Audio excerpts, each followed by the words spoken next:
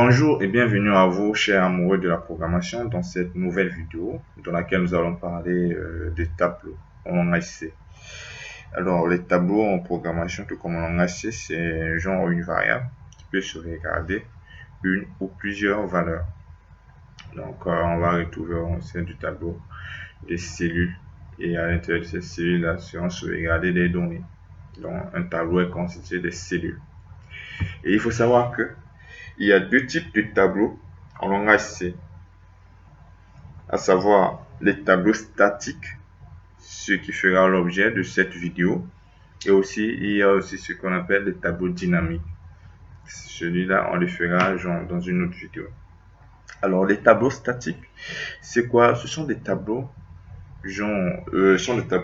qui, dès qu'on veut les déclarer, on doit connaître un petit peu, on doit leur donner une taille.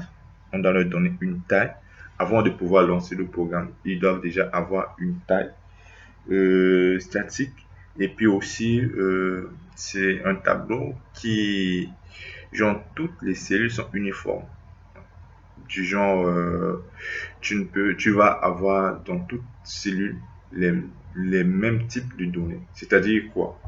Ici, si on a un tableau statique comme ça veut dire que si ici c'est un entier, tous les autres doivent aussi être un entier. C'est ça qu'on appelle un tableau statique. Et au préalable, on doit connaître la taille. Mais à la déclaration, on peut donner genre une taille possible.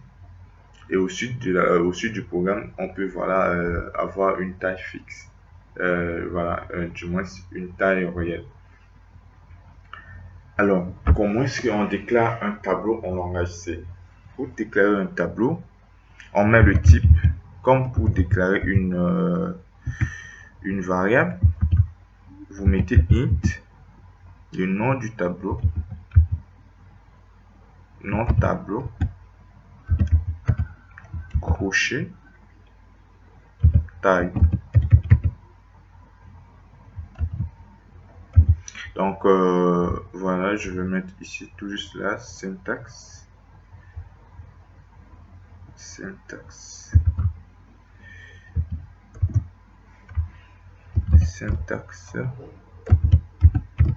Voilà.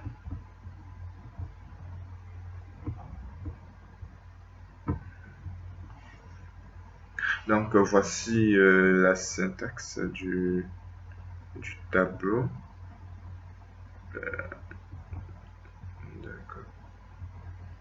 Je vais voir ça.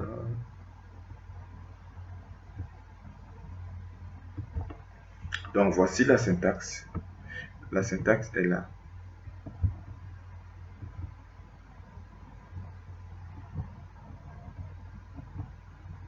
Voilà. Donc vous mettez le type. Donc ici c'est le type.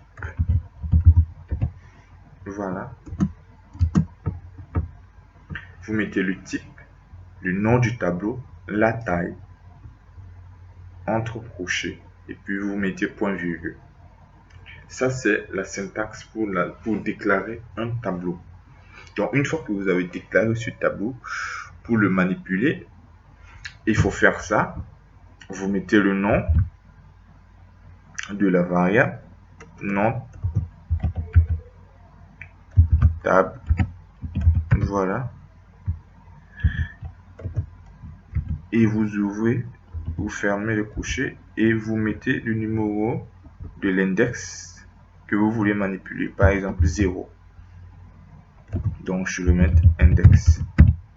Voilà. La manipulation, c'est comme ça.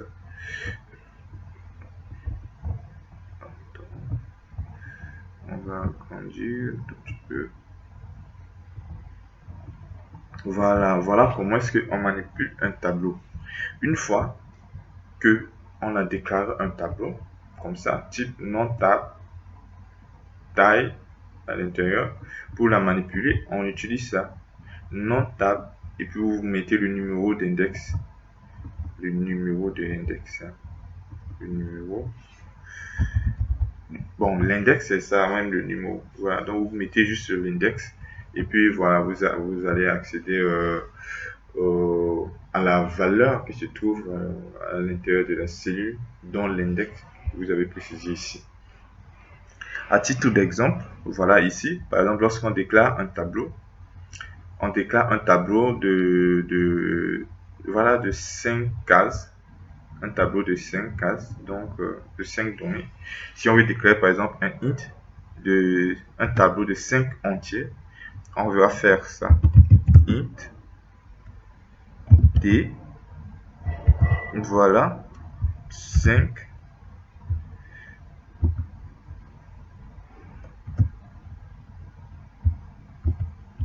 Voilà.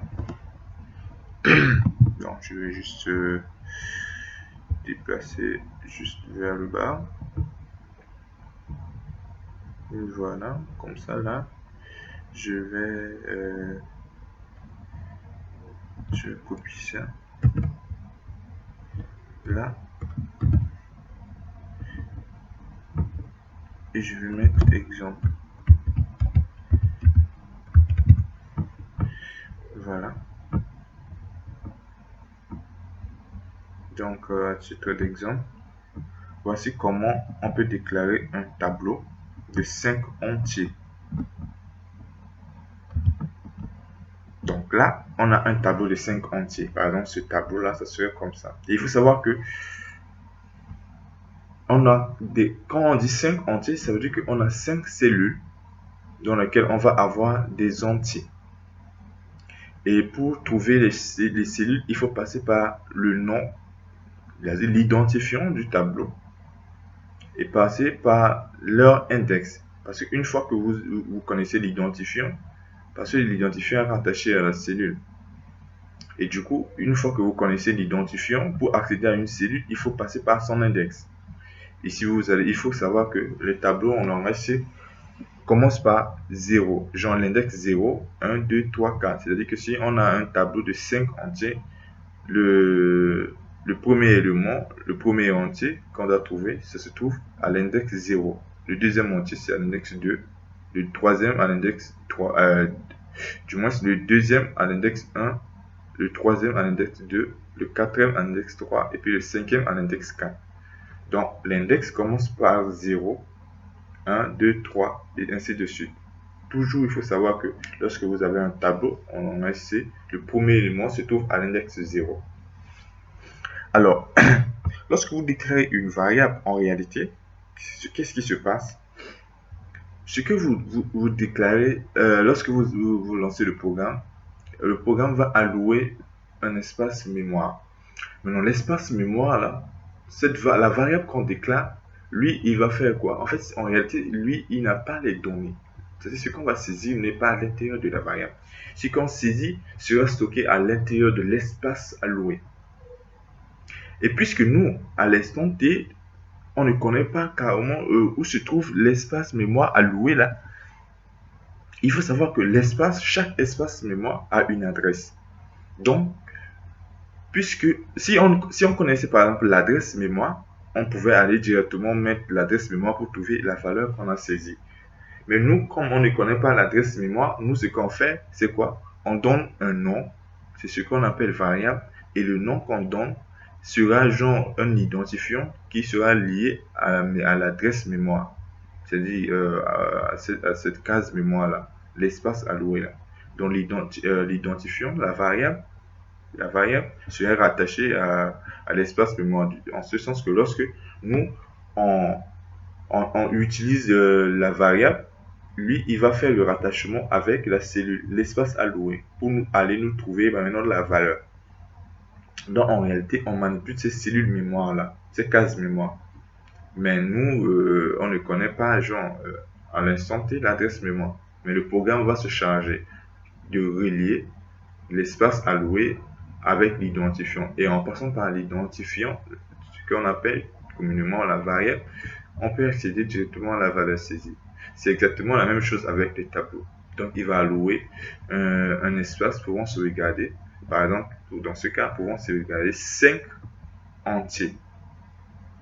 Et maintenant, ces 5 entiers sont des cases mémoire. Et chaque case aussi a une adresse bien précise. Mais aussi, pour pouvoir facilement trouver ces données, avec les tableaux statistiques, les tableaux statiques, on a les index du tableau qui se suivent. C'est-à-dire que quand vous mettez 0, vous avez la première case, ainsi de suite, ainsi de suite. Donc, par exemple, ici, on peut avoir 4, on peut avoir 5, on peut avoir voilà, 12, on peut avoir 0 et on peut avoir 45. Voilà. Un tout petit peu. Voilà. Voilà. Donc, on a les index ici pour pouvoir accéder par exemple à T de 4. Ce qu'il faut faire, c'est quoi? C'est de faire ça. Pour pouvoir du moins trouver la valeur 4 qui se trouve à la première cellule, il faut mettre ça. T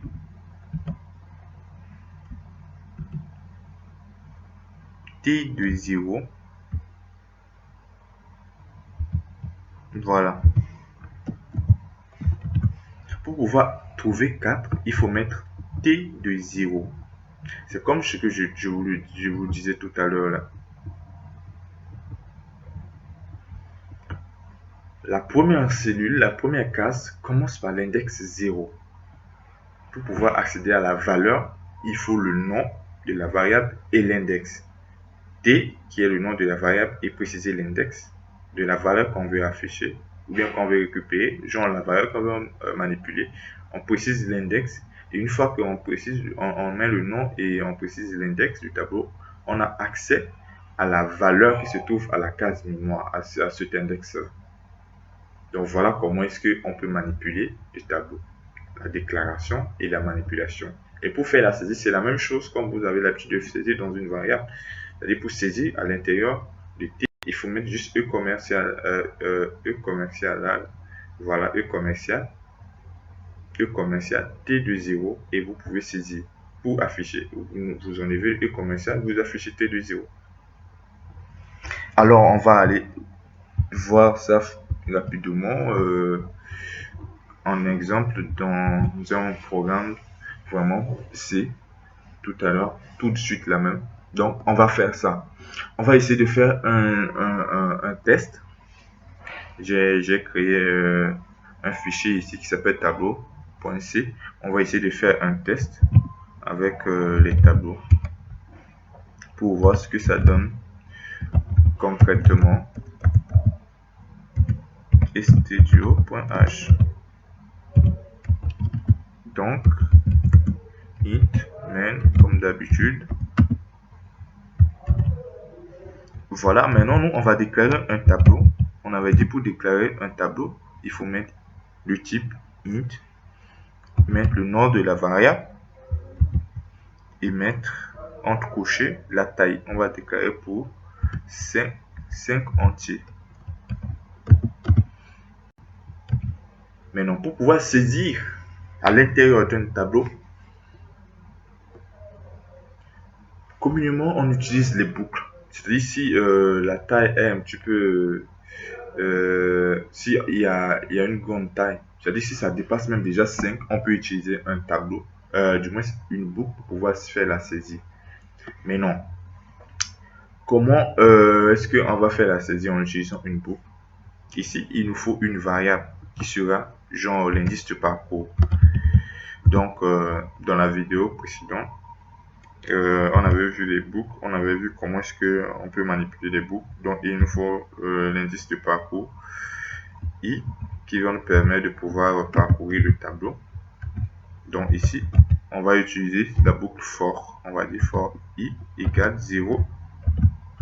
I strictement inférieur à la taille qu'on a mis 5. I plus plus. Je vais vous expliquer tout à l'heure pourquoi j'ai mis I strictement inférieur à 5. Il faut savoir, comme je vous l'avais dit, ici, ce qu'on a fait, on a réservé un tableau de 5 cellules. 1, 2, 3, 4, 5. D'accord. Mais non, une fois qu'on a ça, on a dit que on doit avoir 5 entiers. Il faut savoir que l'index, comme je vous l'avais dit, ça commence toujours par 0. Alors, on ne peut pas commencer de 0 jusqu'à 5 parce que de 0 à 5, ça fait 6.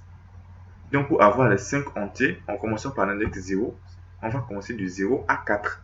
C'est pourquoi je mets ici, pour i allant de 0 à i strictement inférieur à 5. C'est-à-dire 4. 4 qui est strictement inférieur à 5. Parce que quand i est égal à 5, ça veut dire que ça fait 6 valeurs. Donc, mais nous, on a juste un tableau qui a 5 valeurs. Du coup, t de 5 sera... en fait, on n'aura pas t de 5 dans ce tableau-là. T de 5 sera juste nul. T de 5, du moins, n'a pas de données. Donc, du coup, on a juste 5 valeurs. Et de 0 à 4, ça fait 5. C'est pourquoi il faut aller de i jusqu'à de i à 0 jusqu'à i strictement inférieur à la taille. Chaque fois, il faut le faire comme ça. Maintenant, on va afficher, printf, on va afficher un message. On lui dit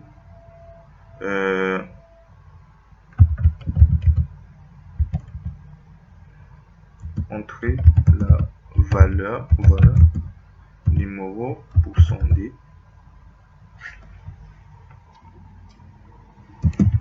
Voilà, juste comme ça pour que on puisse afficher à l'écran un message genre entrer la valeur numéro 0, numéro 1, numéro 2, ainsi de suite, ainsi de suite. Scanf,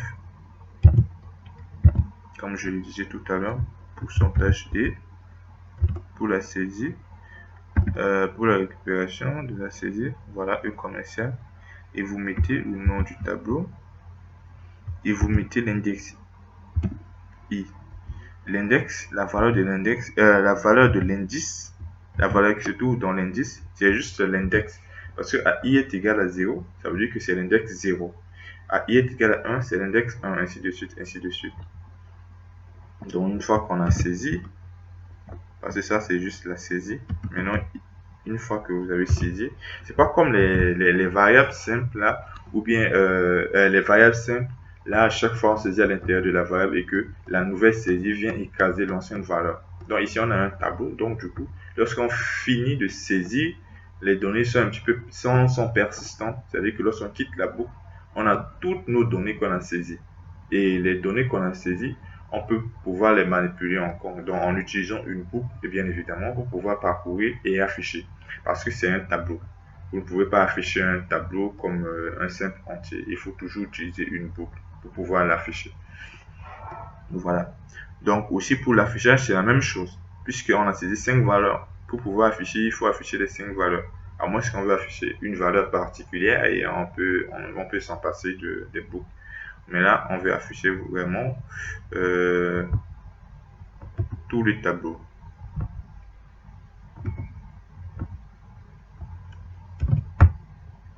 Ok. Là, je fais ça.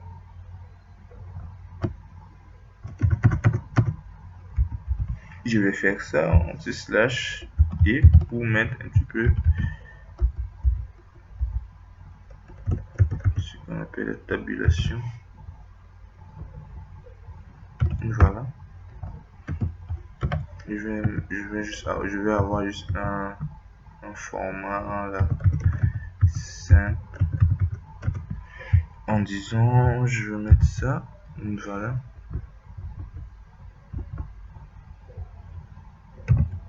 Je vais juste copier et venir mettre là et je ferme juste le crochet. Voilà. Ok. Et voilà. Qu'est-ce qui reste normalement à faire? Je pense... bon voilà, je vais juste mettre un système pause. Ça c'est une fonction. Une fonction qui vient avec le système, avec le compilateur, qui va nous permettre juste, voilà, que lorsque l'on compile, que le programme ne s'arrête pas. Que voilà, et puisse demander à l'utilisateur de pouvoir presser sur une touche pour pouvoir arrêter le programme. Donc, on va faire un test pour voir ce que ça donne. F9.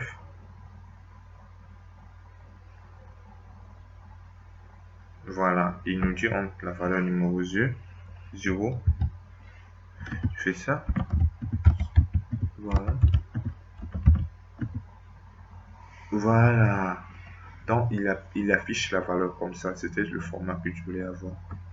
Il affiche ça, 4, 75, 32, 56, 87.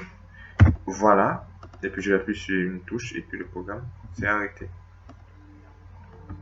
Donc voilà, normalement je pourrais même mettre ici un anti-slash. Voilà. Donc vous voyez comment c'est comme ça qu'on manipule les tableaux. Les tableaux, comme on avait dit, les tableaux statiques.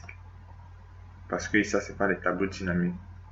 Comme je disais tout à l'heure, les tableaux statiques sont des tableaux là qui, à la déclaration, connaissent déjà leur taille. Et obligatoirement, toutes les données de toutes les cellules, en fait, les données de chaque cellule doivent être du même type que ce type-là qu'on a déclaré avec le tableau. Obligatoirement. Parce que après, vous allez voir qu'il peut y avoir certains tableaux qui n'ont pas forcément les mêmes données, les mêmes types de données dans les cellules. Mais il faut savoir que pour les données, les tableaux statiques, là, obligatoirement, ces tableaux-là, obligatoirement, vous devez avoir leur taille, du moins, vous devez avoir chaque donnée à l'intérieur qui sera du même type. Et la taille doit être connue à l'avance. Si vous ne connaissez pas la taille à l'avance, réservez une taille ici possible. Vous pouvez mettre 100. Voilà. Vous pouvez mettre 100. Et au cours du programme, déclarer par exemple une variable. Voilà. Je peux déclarer une variable n ici. Et là, je peux demander à l'utilisateur de pouvoir saisir, par exemple le nombre de fois qu'il veut. La valeur qu'il veut saisir, il veut saisir combien de fois, genre les entiers par exemple. Je peux dire, je vais dire do y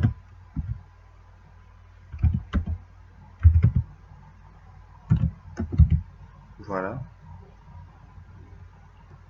je vais mettre n inférieur ou égal à 0. Et là, je vais faire ça.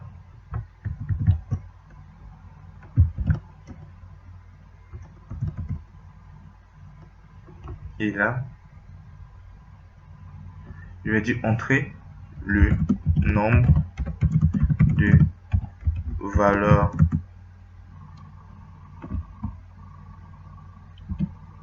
que vous voulez saisir.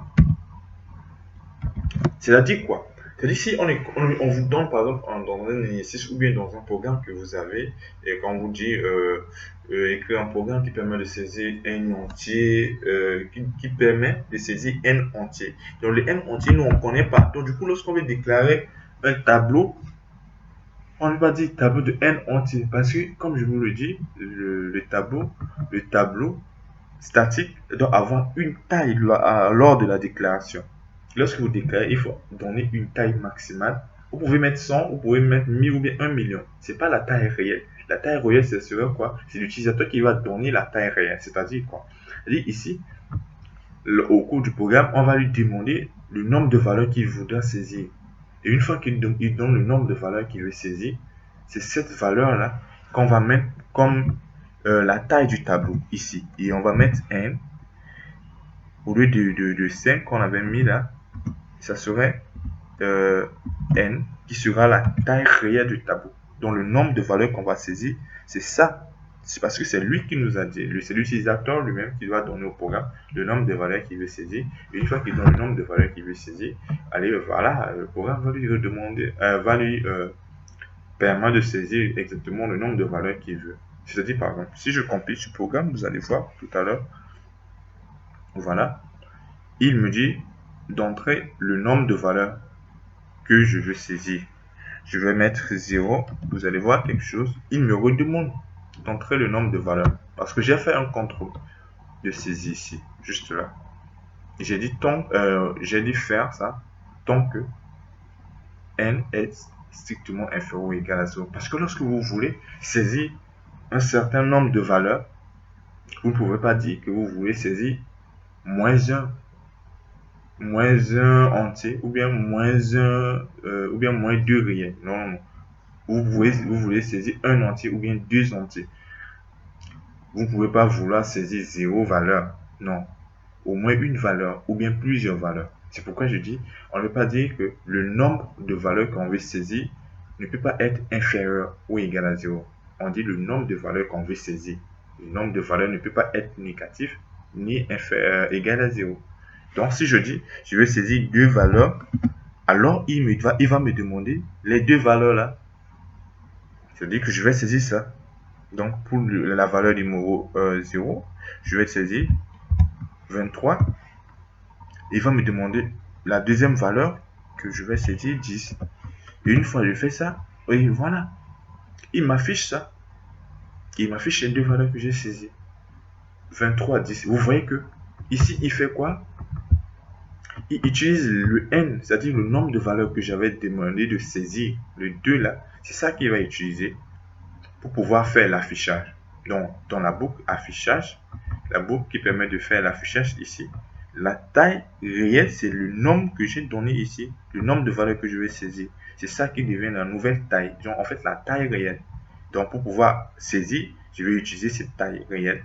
Et pour pouvoir afficher aussi, je vais utiliser la taille réelle. C'est parce que c'est la taille, c'est le nombre de valeurs que je vais saisir. Donc pour pouvoir afficher ou pouvoir saisir, il faut utiliser la taille que je viens de donner. Donc, n'oubliez pas de mettre le contrôle. En fait, l'astuce est bon parce que c'est une logique de programmation. Lorsque vous programmez, c'est important d'avoir cette logique-là, de vous dire que voilà, le nombre de valeurs ne peut pas être négatif.